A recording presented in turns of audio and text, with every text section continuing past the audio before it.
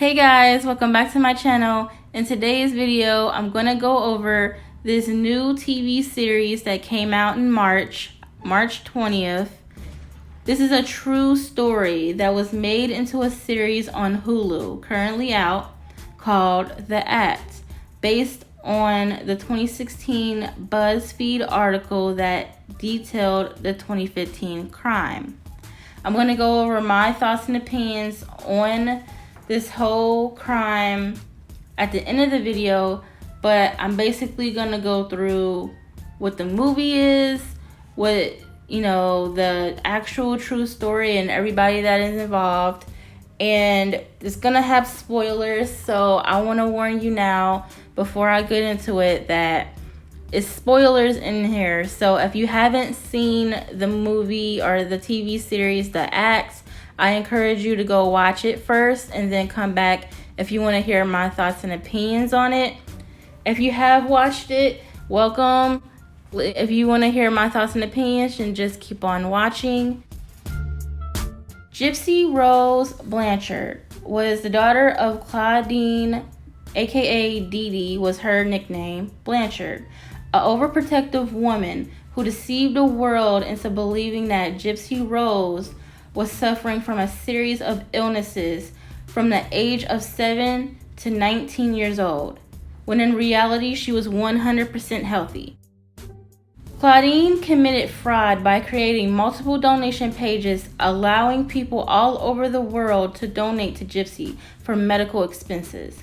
She would also throw parties to raise money for Gypsy's operations, applied for several government assistance programs, received a Make-A-Wish donation, went on countless all-expense-paid trips, and met tons of celebrities who donated to them as well. Above all else, Dee Dee subjected Gypsy to over a decade of mental, physical, and medical abuse. For years, Gypsy believed she had several different illnesses like leukemia, epilepsy, muscle diseases, breathing problems, sugar allergies, eye problems, hearing problems, and was told that she needed a G-tube for feeding because she wasn't able to take anything by mouth, and forced to be in a wheelchair for over a decade.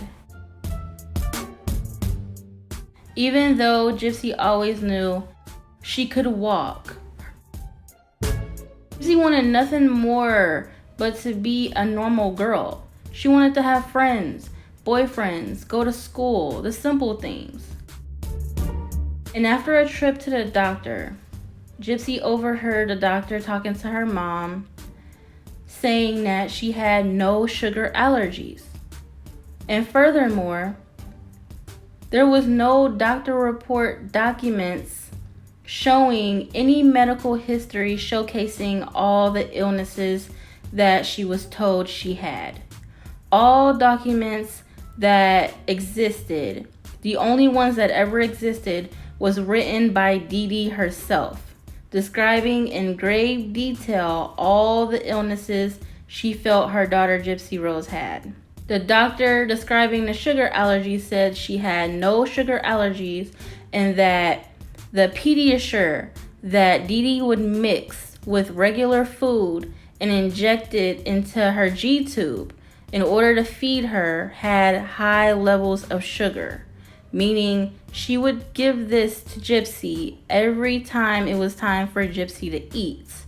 And it had high levels of sugar, so there was no possible way of her having any sugar allergies. Gypsy felt her mother was standing in the way of her happiness and wanted Gypsy to be a child forever, constantly lying about her age to get her in places for free and making Gypsy believe she was a lot younger than what she really was. And she could pass as a lot younger than what she really was at the time because she was so fragile looking and she had a high-pitched, childlike voice. Mom, Lacey said... Didn't I say you were going to make friends? Yes. Even as an adult, In 2015, she had a high-pitched, childlike voice. If she can walk, what else has been a lie all these years? Are you glad your mother's dead? No, sir. I'm glad that I'm out of that situation. She would force me to be in a wheelchair, force me to go to doctor's appointments that I didn't need. Did you understand that you being sick was necessary to keep up what she built? Because you got a house, donations, you got different things from people for being sick. So that was a source of income for her. And I had no idea that I was a part of that. You didn't know that you were a cash cow. No. So did she tell you that you were intellectually challenged? My mother told the doctors that I was mentally incompetent. She's got the mind of like a child. She told me if I was to contact anybody and tell them that she would take a hammer to my fingers. And she had taken handcuffs and a dog leash and tied it together and tied me to the bed. I just don't understand how somebody can do this to their child. You were being set up. Right. Why would she do that to you? Gypsy did have one friend, her neighbor, Lacey, who lived across the street from Gypsy and Dee Dee with her own mother in a house they all helped build, a part of Habitat for Humanity.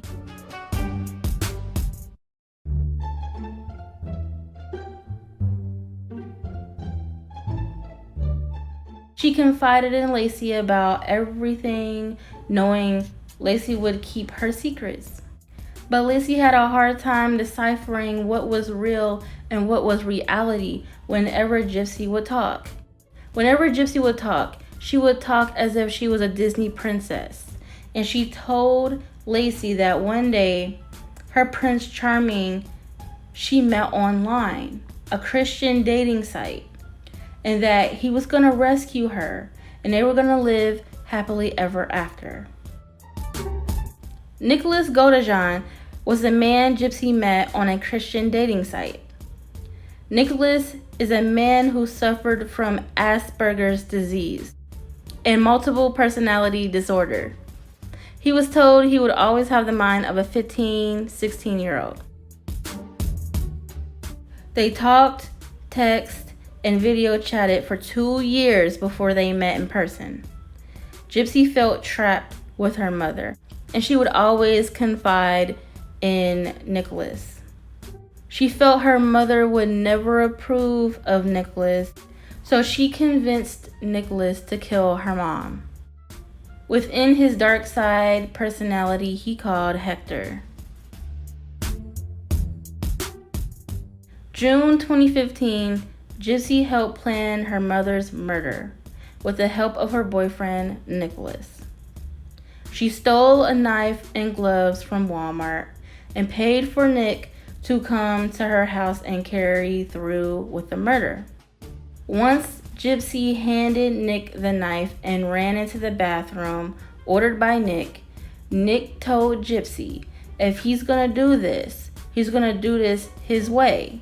So he wanted to not only stab Dee Dee to death, but he wanted to rape her.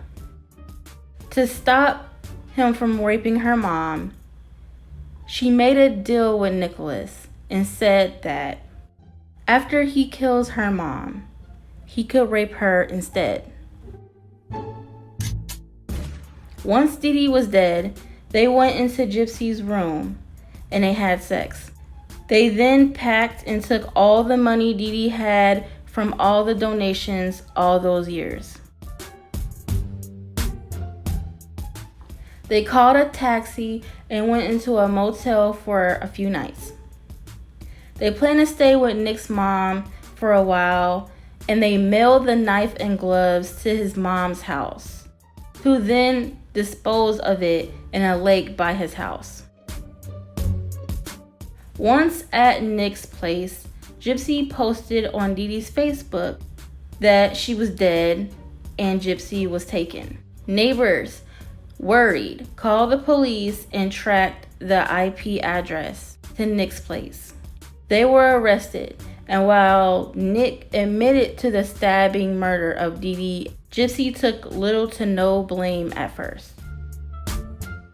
In the end, Gypsy was charged with second-degree murder, and sentenced to 10 years in prison, with the possibility of parole after serving 85% of her time.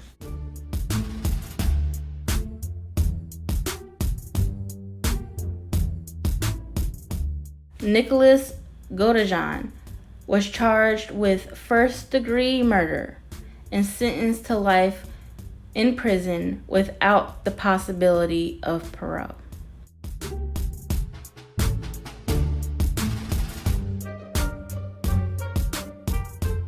Okay, so that is the whole story, basically. And now I'm going to give my thoughts and opinions and what I think.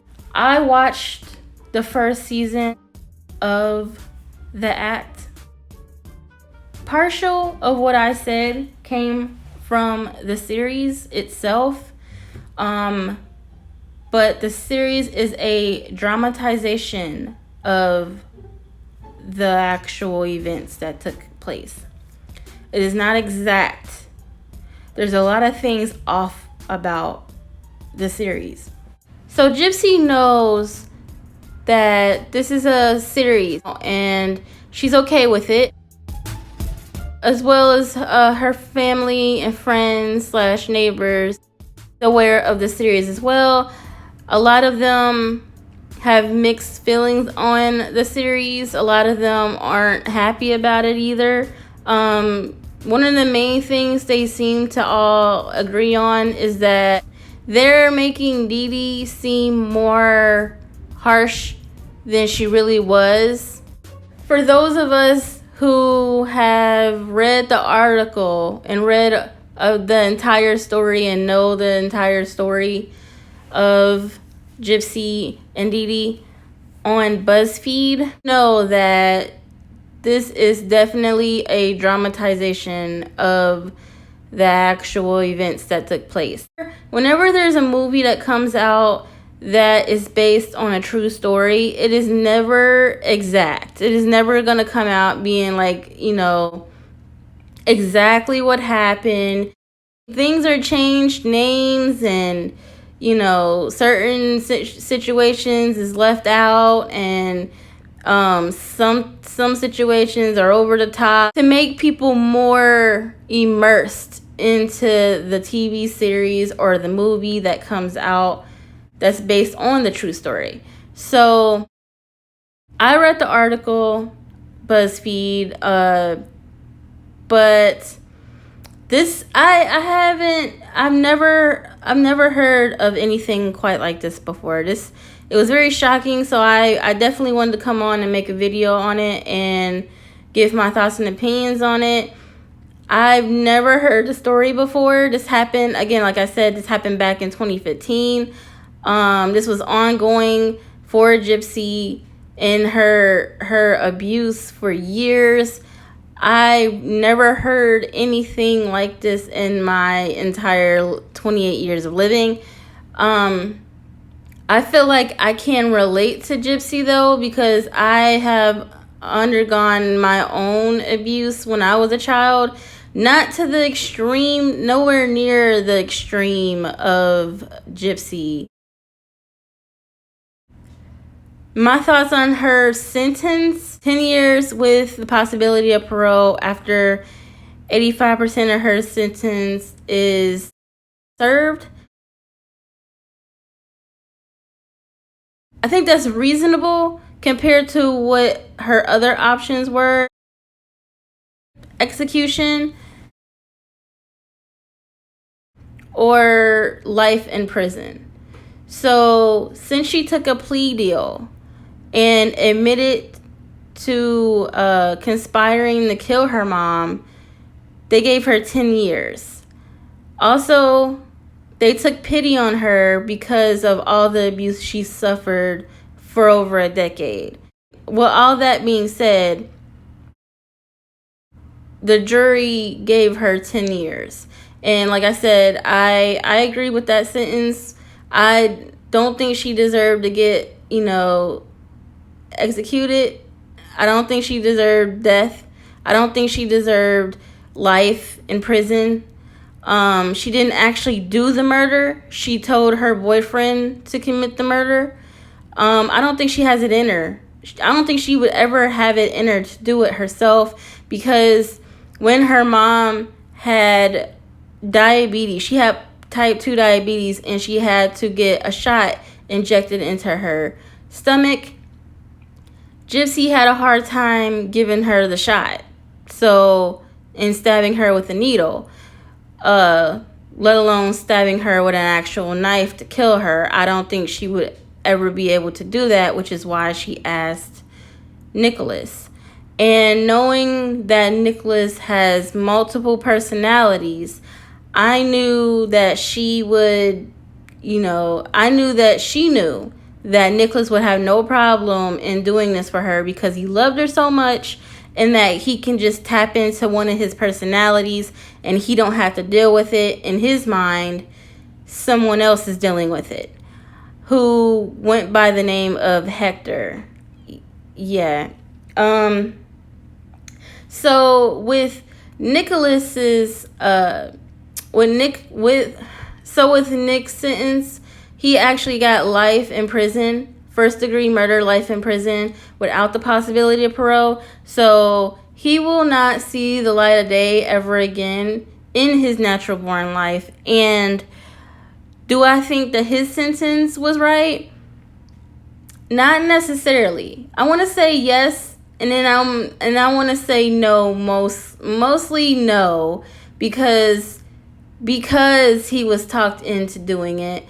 It's not something that he came up with himself, that he wanted to do himself. It was something that he was talked into doing, that he was coerced into doing, because of his disease, he was easily influenced into doing whatever.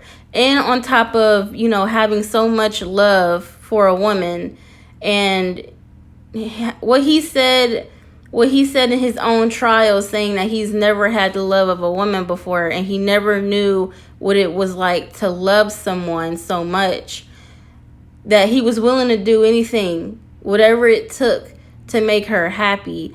And killing her mom would make her happy. It would free her from the prison, the prison that she lived for so long, over a decade. And he was willing to do whatever to make her happy, so he went through with this.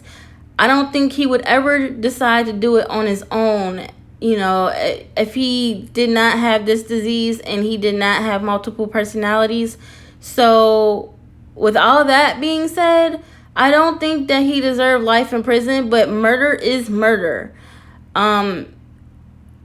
So, and it is the first degree murder. So in that state, that is what is sentenced. They took into account his disease, and they took into account him being coerced into doing it, and they still gave him life in prison. I would say that he should have got just like 25 years. Because there was 25 years that was offered for another charge that was added on to the life in prison. So I think he should have just got that instead of the whole life in prison. And I'll play a little clip of his trial so you can get the feel of what the 25 years actually meant, because I kind of low-key forgot. Well, guys, after Godejohn was convicted back in November, we knew he would get a life sentence without parole that automatically comes with a first-degree murder conviction. So today was really about the sentencing that goes along with the armed criminal action charge.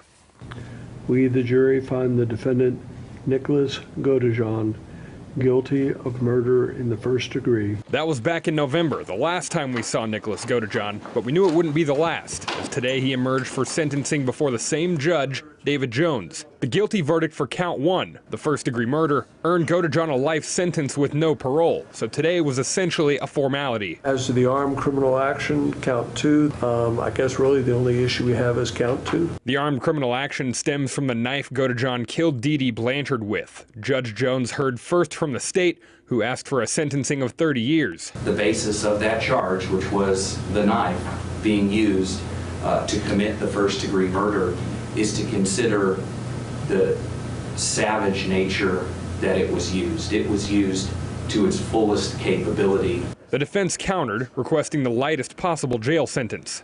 And we would ask that the court consider mercy on Mr. Godejohn. And there are mitigating factors. At trial, we learned that Nick is on the autism spectrum. His defense also pointed to the 10-year sentence given to Gypsy Blanchard and that he was fooled by love, but Godejohn explained that to the judge himself. I've never known what it's like to have a female connection. I've never known any of that. And they've always said it. Love is blind. They've always said that. Well, I'll admit it. I was blind in love. I understand that you're a fair judge. I've heard it from both my attorneys. And all I ask is just for mercy, please. Is what? Mercy of any form. That's all I ask. Then Judge Jones laid down his ruling. As to count 2 armed criminal action, that I'm going to sentence Mr. Godejohn to 25 years in the Missouri Department of Corrections. So Jesse, what does this additional 25 years mean for Godejohn? And it's been a long saga. Where does this all go from here? Well, it really doesn't change much, this additional 25 years, because it's going to be served concurrently or right on top of his life sentence that he already has. Now, going forward, Godejohn has been denied judgment for acquittal and also denied a new trial today, but he can appeal today's ruling to a higher court, which he made clear to the judge and his attorneys that's exactly what he plans to do. So there was a clip of his trial sentencing, and for those of y'all who weren't exactly sure what the 25 years meant, I just wanted to add that little clip in so you can get a better understanding and know exactly what it was.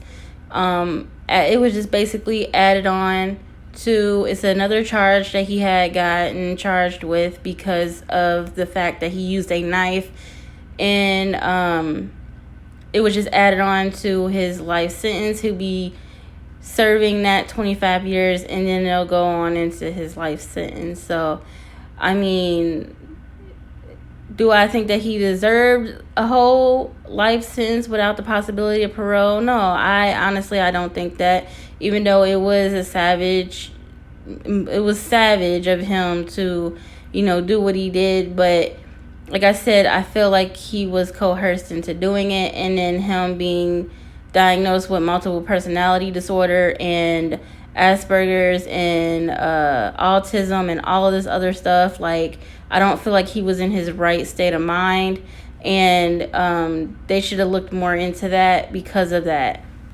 So, in my opinion, I don't think he deserved a life sentence, but he deserved, a lot more time than Gypsy, and that's exactly what he got. This was a very sad story, and but intriguing at the same time. But if you like this video, please go ahead and like it, comment, and subscribe to your girl. It helped your girl out, and I will see you guys in my next video.